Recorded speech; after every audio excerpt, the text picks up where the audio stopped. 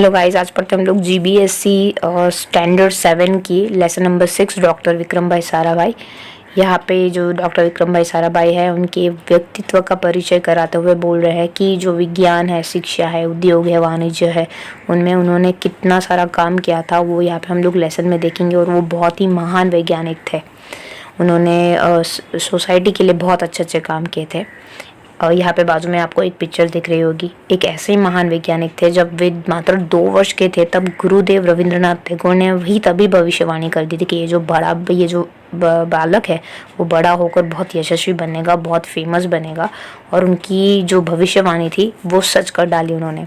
क्या आप जानते हैं वे कौन है? हाँ, वो जो महान वैज्ञानिक डॉक्टर साराभाई है, विक्रम साराभाई है। डॉक्टर विक्रम भाई साराभाई का जन्म 12 अगस्त को सन 1912 को अहमदाबाद में हुआ था। उनका परिवार बहुत ही वेल नोन बिजनेसमैन में से बिलोंग करते हैं। दे आर द प्रतिष्ठित उद्योगपति परिवार। उनके पापा का नाम अम्बालाल था और माँ का नाम सरला देवी था। और उनकी जो भाई बहनों की बात करें तो उनके 8 भाई बहन थे। बाल्यकाल से ही प्रतिभावान विक्रम साराभाई ने बचपन का यह प्रसंग उनके सफलता की हासिल करने की बुलंदियों को इशारा दर्शाता है। यहाँ पे नीचे हम लोग उनके एक लाइफ का एक एग्जाम्पल देखेंगे। वो वही से बता देता है कि वो बड़े होकर कोई महान इंसान ही बनेंगे। जब वे 5 और 6 साल के थे, 5 या 6 साल के थे, तो अपने परिवार के साथ शिमला गए थे। शिमला में उनके पिता अम्बालाल के नाम ढेरों चिट्ठियाँ आती थी। यह देखकर बालक विक्रम भाई के मन में इच्छा हुई। उनके नाम भी खूब सारे पत्र आए और उन्होंने ऐसा सोचा कि काश मेरा भी ऐसा हो कि मेरे नाम पे भी बहुत सारे लेटर आए। इसलिए कई लिफाफों पर वो अपना नाम तथा पता लिखकर और डाकघर में डाल लिए। फिर क्या था, उनके नाम पर ढेरों चिट्ठियाँ आने लगी और वो अपने नाम पे चिट्ठियाँ बनाते और वो अपना ही एड्रेस डाल के वो डाकघर में डाल देते और उन्हें बहुत सारी चिट्ठियाँ मिलने लगी। पिता ने देखा। उनके मन में बालक विक्रम के इस काम के पीछे के उद्देश्य को जानने की इच्छा हुई कि ऐसा क्यों किया उन्होंने। असलियत मालूम होने पर उन्हें बहुत हंसी आई, लेकिन सफलता पाने की इच्छा जानकर उन्हें अच्छा भी लगा। जब वह 8 साल के थे तब साइकिल पर विभिन्न कलाबाजियों करते हुए लोगों को अचंभित कर देते और उन्हें साहसिक कारनामे प्रिय थे। एक्चुअली जब वो 8 साल के थे तब वो साइकिल पर अलग अलग टाइप की कलाबाजी करते थे। उससे लोगों को बहुत आश्चर्यचकित कर लेते थे और इसीलिए उनके जो साहसिक थे कारनामे उन्हें बहुत ही अच्छे लगते थे। गणित और फिज़िक्स में, भौतिक में उन्हें बहुत ज़्यादा दिलचस्पी थी। उन्होंने अपनी जो 10th की पढ़ाई है वो 1934 में फिनिश की थी और 1934-37 में वो गुजरात कॉलेज अहमदाबाद में इंटर की पढ़ाई कर रहे थे। 1937 में फिर वो इंग्लैंड चले गए। 1940 में उन्होंने मैथ्स और फिज़िक्स में बीएससी करने के लिए कैम्ब्रिज चले गए और वहाँ पे परीक्षा में पास हो गए। तत्पश्चात सेकेंड वर्ल्ड वॉर हो गया था तो विक्रम साराभाई भारत लौट आए। भारत उन्हें सर सीवी रामन तथा डॉक्टर होमी भाभा का सानिध्य मिला।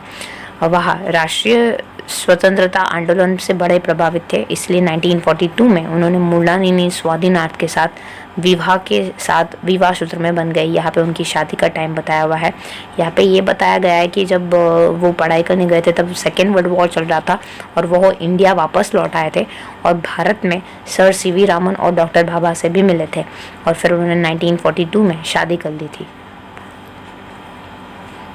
उन्होंने अंतरिक्ष की गहराइयों से आने वाले रहस्यमय कॉस्मिक किरणों पर बहुत सारे रिसर्च किए थे और कैम्ब्रिज विश्वविद्यालय सन 1947 में उनकी उपाधि के लिए उन्होंने पीएचडी भी की थी।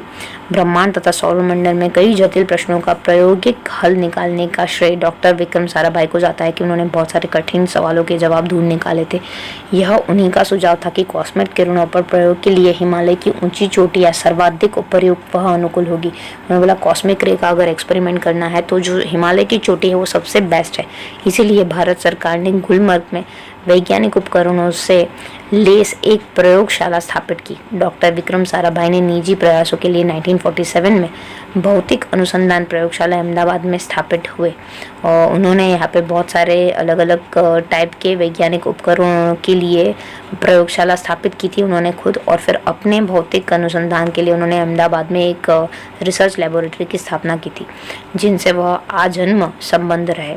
और वो बोल रहे हैं कि वो पूरी लाइफ अपनी वहाँ पे ही काम करते रहे। साथ ही उन्होंने देश के वस्त्र उद्योग की तकनीकी समस्याओं को हल निकालने के लिए उद्देश्य अहमदाबाद की जो टेक्सटाइल इंडस्ट्री रिसर्च एसोसिएशन थी उनकी आधारशिला रखी कि हमारा जो वस्त्र का जो जो कपड़ों का जो इंडस्ट्रीज़ है उसमें थोड़ी क्रांति आए। भौतिक अनुसंधान प्रयोगशाला डॉक्टर विक्रम भाई साराभाई ने परमाणु शक्ति, अंतरिक्ष विकिरण, सूर्य, तारा, ग्रह, प्लाज्मा भौतिक और खगोल पर वह कार्य करते थे। और ये सारे जो उनके रिसर्च डिपार्टमेंट थे, ये उन्हें ये सारे टॉपिक्स बहुत अच्छे लगते थे, तो वो अपनी रिसर्च ये सारे टॉपिक्स में करते थे। सन 1961 में वे परमाणु ऊर्जा आयोग के सदस्य बनाए गए। उन्होंने जो बॉम्ब होता है, बॉम्ब को बनाने के लिए जो एक्सपेरिमेंट होते हैं उनके लिए उनको सदस्य मेंबर बनाए गए। डॉक्टर भाभा की मृत्यु के बाद परमाणु ऊर्जा संसाधनों का भार डॉक्टर विक्रम साराभाई के कंधों पर आ गया था और वो भारतीय अनुसंधान केंद्र का गठन किया।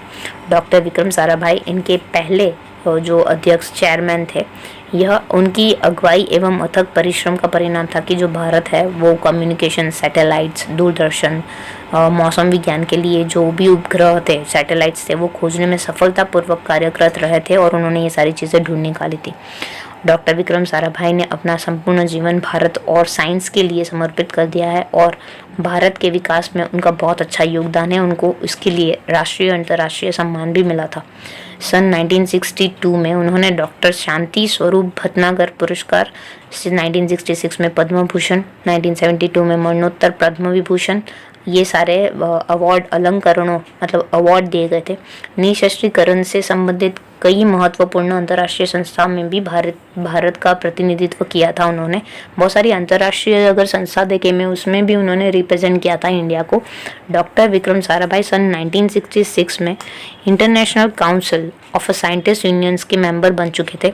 सन 1968 में संयुक्त राष्ट्र संघ में यूनेस्को के विज्ञान विभाग में अध्यक्ष बने।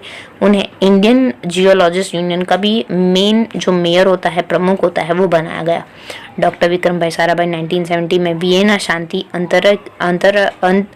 अंतर्राष्ट्रीय अणु मंच में डॉक्टर विक्रम साराभाई सन 1970 में वियना शांति अंतर्राष्ट्रीय अणु मंच के 14वीं परिषद के प्रमुख बने।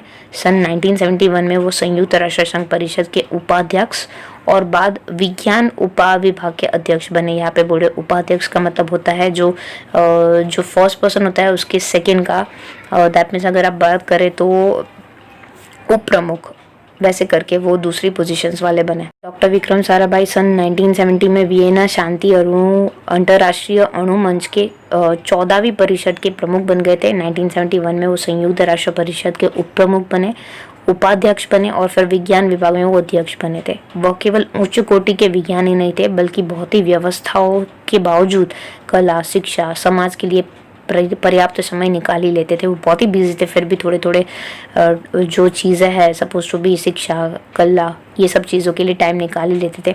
उनके ही प्रयासों से अहमदाबाद में लोक विज्ञान केंद्र एवं नेहरू विद्या विकास संस्था की स्थापना हुई और जन सामान्य की विज्ञान के प्रति रुचि जागृत करने में वो कार्यरत रहे। लोगों की रुचि इसमें केंद्रित करने में भी वो बहुत ही ज़्यादा अपना कंट्रीब्यूशंस देते रहे।